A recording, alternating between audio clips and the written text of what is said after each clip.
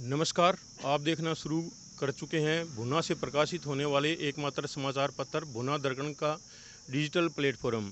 और मैं इस वक्त मौजूद हूं भुना तहसील कार्यालय के आगे, जहां पर आज संयुक्त किसान मोर्चा के आह्वान पर अग्निवीर के विरोध में धरना प्रदर्शन शुरू किया गया है। और यहां पर हमारे साथ कामरेड राम स्वरूप जी हैं, इनसे बातचीत करेंगे।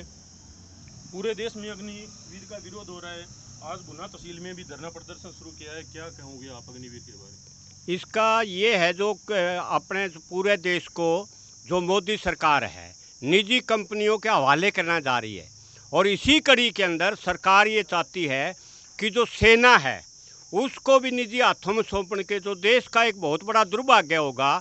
जो अगर इस सेना को कंपनियों के हवाले कर दिया, तो पहले आप देखा ईस्ट इंडिया कंपनी एक ही भारत में आई थी तो 250 साल देश को गुलाम रखा। उस तरीके से यहाँ अडानी और अंबानी इन लोगों के हवाले देश चला जाएगा।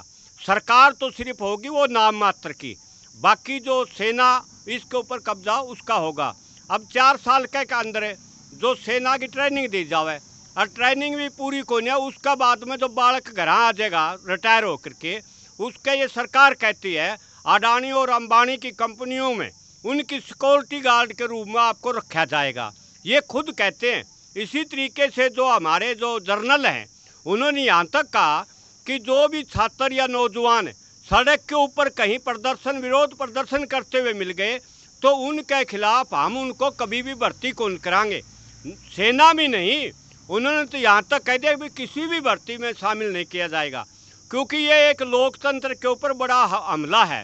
वो ये चाहते हैं कोई भी आदमी जो है वो किसी भी सरकार का विरोध नहीं करे। ये इसका अग्नि विरोध का पूरे देश समाज पूरे तहसील हेडक्वार्टरों पर धरना दिया जा रहा है। उसी कड़ी के अंदर आज हम संयुक्त मोर्चा के आह्वान के ऊपर यहाँ धरना दे रहे हैं और तहसीलदार के माध्यम से राष्ट्रपति को मांग पत्र भेजेंगे। जी धन्यवाद। और हमारे साथ आम आदमी पार्टी के जिलाध्यक्ष और व्यापार मंडल भुना के प्रधान अजय एडवोकेट है, उनसे भी बातचीत करेंगे, उनसे भी इस बारे में उनके विचार जानेंगे। सर, सरकार ने आज इसके आवेदन लेने शुरू कर दिए हैं। अगर बच्चे ज़्यादा संख्या में आवेदन देते हैं तो ये मानो एक तरह से सरकार क्या इसमें मनोबल बढ़ेगा, आप क्या कहना चाहेंगे इस बारे में? ये सरकार की चाल है। सरकार जो जनता की आवाज़ है, लगभग हिंदुस्तान का जो बुद्धिजीवी वर्ग है वो इस अग्निपथ का विरोध कर रहा है। और आज हिंदुस्तान के अंदर बेरोजगारी चरम सीमा पे है। बच्चों का इतना विवेक काम नहीं कर रहा कि वो 4 साल के बाद क्या करेंगे क्या नहीं करेंगे, वो तो इसी क्षण की सोच रहे हैं कि अभी किसी भी तरीके से एक बार मेरे को रोज़गार मिल जाए। तो सरकार ने इस आंदोलन को कुचलने के लिए ये आवेदन मांगे। और जहाँ तक कामरेड जी ने कहा हमें विरोध करना चाहिए, बच्चे माँ बाप की बात भी मानने नहीं गए, मेरा मानना है, क्योंकि वो इसमें एक बार जाएंगे, आवेदन वो जहाँ तक भी ये करेंगे, लेकिन हम इसका पुरजोर विरोध करते रहेंगे। और हिंदुस्तान जो हमने इतिहास पढ़ा है, 1600 का इतिहास जो ईस्ट इंडिया कंपनी आई थी वो दोहराने जा रही है। हिंदुस्तान की सरकार वो ईस्ट इंडिया कंपनी थी, ये मोदी एंड कंपनी फिर हिंदुस्तान को कुछ पूंजीपतियों के हाथों में गुलाम बनाना चाहते हैं। तो हमें ये अपने देश के अस्तित्व को बचाने की लड़ाई है। ये इस देश को दोबारा से ये गुलाम ना हो जाए पूंजीपतियों के हाथों में। ये बहुत ही आम आदमी की, खास आदमियों के साथ लड़ाई है। और जब तक इसमें जन सहयोग नहीं मिलेगा, ऐसे बुद्धिवादी लोग मुझे नहीं लग रहा कि इस आंदोलन में सफल हो पाएंगे। लेकिन हम हथियार गिरने वाले लोग नहीं हैं, हम अपनी आवाज़ को बुलंद रखेंगे। जी धन्यवाद।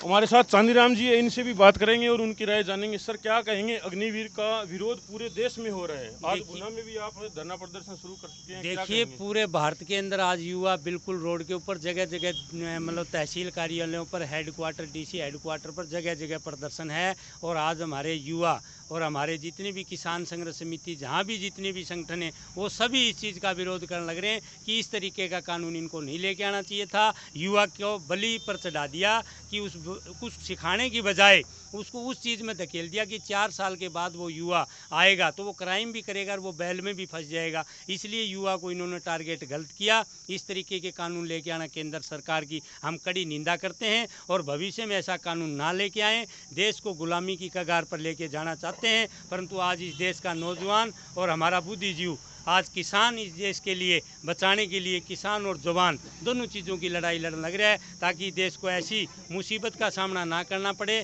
केंद्र सरकार प्राइवेटाइजेशन करना चाहती है, जितनी भी मिलिट्री डिपार्टमेंट की जितनी ट्रेड होती हैं उनका सभी का प्राइवेटाइजेशन करके प्राइवेट पूंजीपतियों को इसका फ़ायदा पहुँचाना चाहती है, ताकि वो 4 साल की नौकरी करके आने के बाद अंडानी और अंबानी के इनके ग्रुपों में जाके और इनके घरों के आगे चौकीदारा करे। इसके लिए हम कड़ी निंदा करते हैं कि भले ही मोदी इस चीज़ को मतलब कुछ समझता हो, परंतु देश का आज किसान और नौजवान इस बिल्कुल नकार चुके हैं इस बात को, और आने वाले टाइम में इस केंद्र सरकार को बहुत कड़ी मतलब इसको मुंह की खानी पड़ेगी। आने वाले टाइम में किसान और जवान इस बात से इनको सबक भी सिखा देगा, परंतु जल्द किसान और मजदूर संगठित होके इन नौजवान के मतलब भविष्य की चिंता है कि इस तरीके का अगर ये कानून इन्होंने जल्दबाजी में थोप भी दिया तो हमारी युवा बली की मतलब उस पर चला जाएगा। तो हम इसको बचाने के लिए बड़े भरकम प्रयास करने लग रहे हैं और केंद्र सरकार की कड़ी निंदा करते हैं। या तो जल्द 1 हफ्ता के अंदर अंदर ये वापस ले, वरना नहीं बहुत बड़ा उग्र आंदोलन होगा जल्दी। जी धन्यवाद।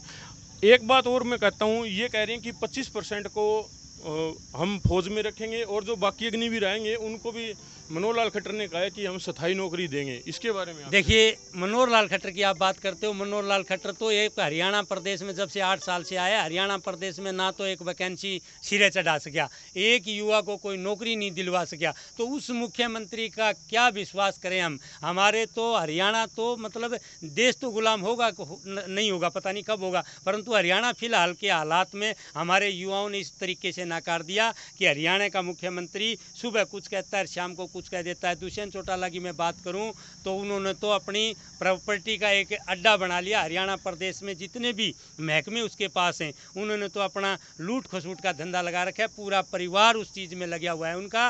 वो इस बात की बिल्कुल चिंता नहीं करते हरियाणा में युवा को कहाँ लगाना है, किस तरीके से लगाना है, ना ही कोई युवा की चिंता है मनोहर लाल खट्टर जी। तो इस बातों से भी किसान के प्रति उन्होंने कितना बार कहा था कि मैं ये दे दूंगा, आज तक किसान मुआवजे के लिए पूरे हरियाणा में जगह जगह तहसीलों पर धरने चलने लग रहे हैं। एक दिन अगर जो कृषि मंत्री ने कोई सुध ली हो, हरियाणा के मुख्यमंत्री ने सुध ली हो, उप मुख्यमंत्री ने कोई सुध ली हो, मैं तो कहता हूँ हरियाणा की सरकार चला कौन रहा है। गुजरात का कोई दल्ला बैठा है यहाँ, वो हरियाणा प्रदेश की सरकार चलाने लग रहा है। इनको तो बिल्कुल नकार दिया है। आने वाले टाइम में जल्द आपको इस बात के परिणाम मिल जाएंगे कि इनका नाम और निशान मिट जाएगा। देश में नीचे से लेकर ऊपर तक किसान का राज होगा। आज से ये बात नोट कर लेना, युवा अगर जी इस बात पर आ गया क्रांति के ऊपर, तो मैं तो कहता हूं केंद्र के भी नाम और निशान मिट जाएंगे। जल्द आप देखते रहना, आपके सामने परिणाम है। नौकरी पर लगाना तो बहुत दूर की बात है, खट्टर को तो ये कहना भी बड़ी मुश्किल हो जाएगा कि मैं जवाब कैसे दूं। आज युवा इस तरीके से हरियाणा प्रदेश का इतना उग्र हो चुका है कि एक पेपर कहीं कोई सिरे नहीं चढ़ा उसका, और ना ही कोई वैकेंसी आज तक उसने निकाली है। तो मैं ज़्यादा उसके ऊपर ना कहना चाहूँ तो पसंद है। जी धन्यवाद। हमने बात की, यहाँ पे धरना प्रदर्शन चल रहा है,